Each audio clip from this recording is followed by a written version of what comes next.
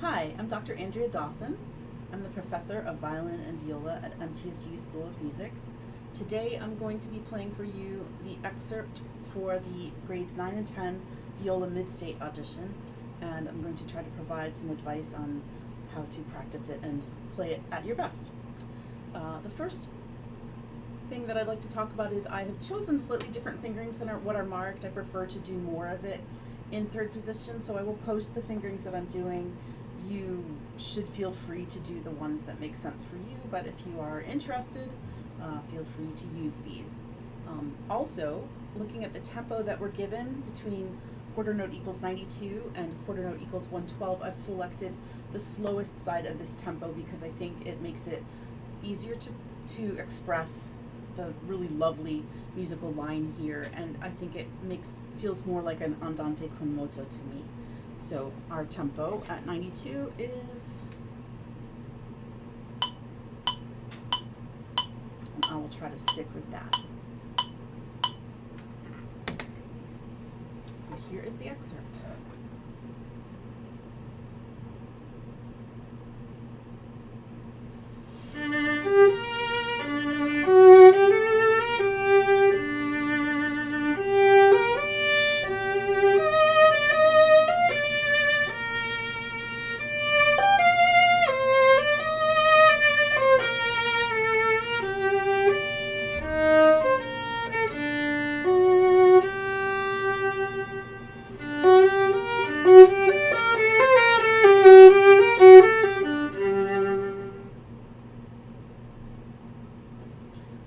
Okay, so as you can see, I did spend a lot more time in third position, and we are in the key of G minor here, so if you haven't been practicing your minor scales, I'd like for us to try that.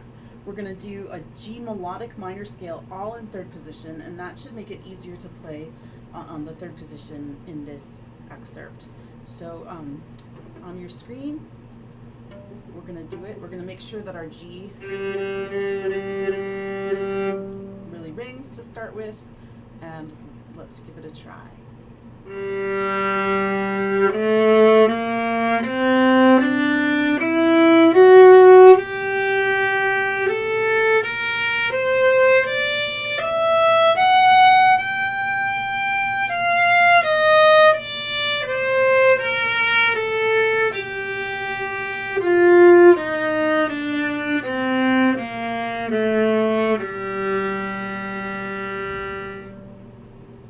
And that gets that key in our ear really well. It gets us really feeling our spacing and our finger patterns in third position for this excerpt.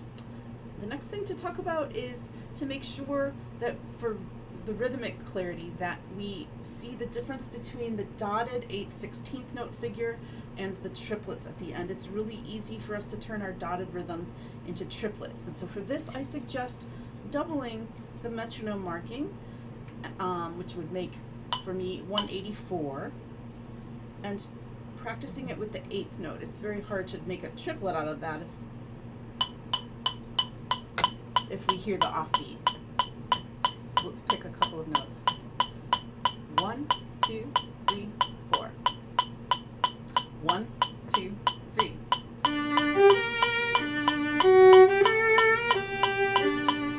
So one more time. Da ba dee da dee da da da dee da. I feel like if we do it with the 8th note, we'll have a much harder time making that a triplet. 1, 2, 3.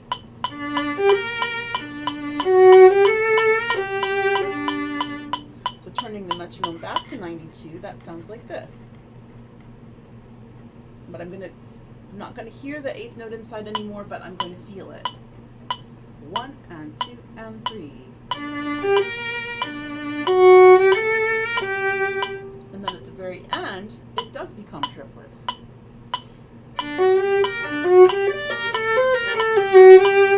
So those are proper triplets. So it's important for us to make a difference between those two rhythms. Now, bow planning, this is a very expressive excerpt, so what the judges are going to be listening for is beautiful tone, musical playing, accuracy of pitches and rhythms, obviously, but we want to use our best vibrato.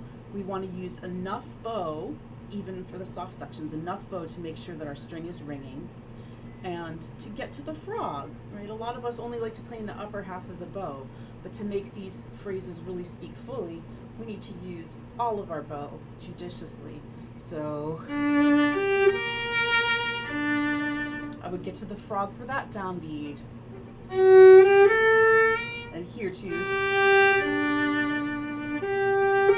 Here too.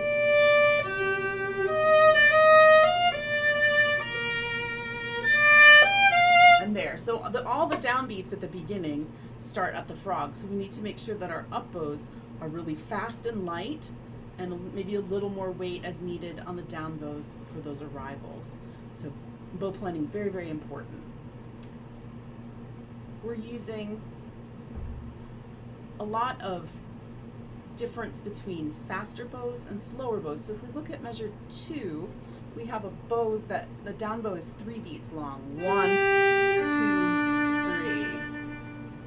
3. Right? And then I need a very light bow to make a difference in sound there. So I can practice on an open string, heavy down bow, closer to the bridge. 1, 2, 3.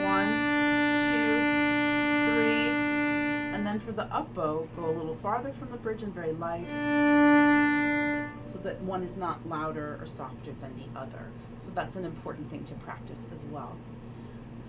Now, one of the things I see a lot with students preparing their excerpts is that once they get started, they're fine, but getting started in that first measure is tricky. So that is something I think we should practice, and we should practice it with the metronome. So I will turn this on again. And have a little script for yourself. So we're going to do step by step. The first step is make sure that our viola is up, right where it needs to be, strings parallel to the ground, right? So that's step 1. Step 2 is getting your left hand prepared. And we have a nice ringing tone for our first note. So if we tap it, we'll probably hear that ringing nicely with the instrument. So lightly set your left hand in place. You don't want to squeeze, because squeezing is never good. And then what I would recommend is we're coming in on 4, so start counting.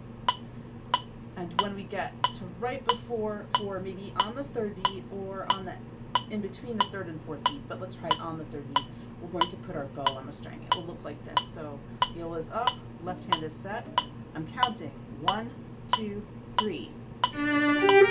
The reasons for that are that if we don't remember to put our bow on the string first, we'll have a messy start. It won't be the sound that we want. And also I find that if I just start counting, I have to come in, right?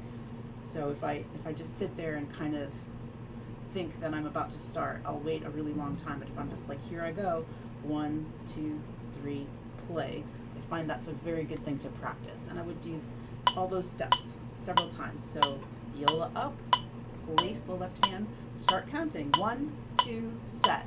Again, up, set, 1, 2. Right, so I would practice that over and over so that you don't get that feeling of freezing right before you start. I would be remiss if I didn't mention the dynamics in this. We have a small range of dynamics going from mezzo piano, crescendoing above mezzo forte, but basically mezzo forte is on the louder side. So it's not a big range of dynamics, but we do want to, we do have a piano. It's not a big range of dynamics, but we still want to make them really clear.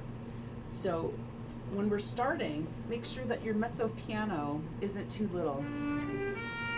That's not mezzo piano, that's like 4 Ps. I would make sure that your bow moves enough so that you get a ringing sound. All right? And then we also want mezzo piano to be warm enough that there's room for piano to be softer. Ready for some? Too soft, then it will not be a piano, it will be something else. So dynamics, very important. Make sure we're using your absolute best vibrato. Aim to vibrate every single note in this if you can. Otherwise, do your best with that. And then the last thing we want to just summarize. Remember to practice this with a metronome. Even though it's expressive and beautiful, rhythm is one of the things that you will be judged on. We want to make sure that the rhythms are accurate and that you keep a steady tempo. So that's something important to practice. Also, aim for perfect intonation. Practice all of your shifts very carefully. Listen for your ringing tones. Practice that G minor scale so that you know exactly what the notes are supposed to sound like. In this key, we actually have all of our ringing tones.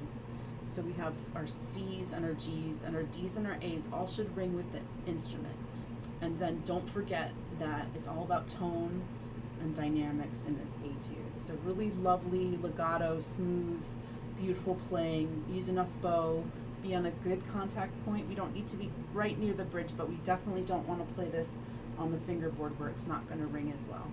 So I think this is a lovely excerpt. I hope you enjoy learning it and that you have a great time preparing for Midstate, and I wish you all the best luck. So I hope to see you sometime. Thank you. Bye.